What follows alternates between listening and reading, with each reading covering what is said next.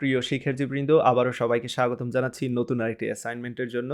আশা করি সবাই অনেক ভালো আছেন। তো অ্যাসাইনমেন্ট নাম্বার 3 তে কি করতে হবে অলরেডি এখানে দেখতে পাচ্ছেন। আমি GitHub এর রিপোজিটরি সেটা ওপেন করে রেখেছি এবং অবশ্যই অ্যাসাইনমেন্ট 3 এর যে লিঙ্কটা রয়েছে সেটা আমি ভিডিওর ডেসক্রিপশনে দিয়ে দেব, যাতে করে খুব সহজেই আপনারা এই অ্যাসাইনমেন্টে চলে আসতে পারেন।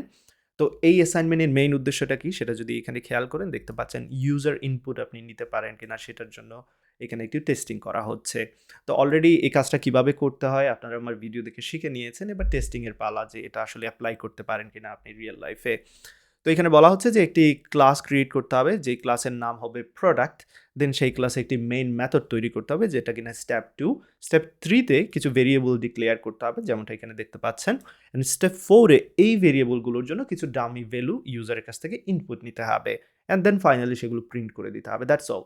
সো ছোট্ট একটা কাজ, আশা করি আপনারা করতে পারবেন, যারা অলরেডি শিখে নিয়েছেন আমার ভিডিও দেখে কিভাবে ইউজারের কাছ থেকে ইনপুট নিতে হয়।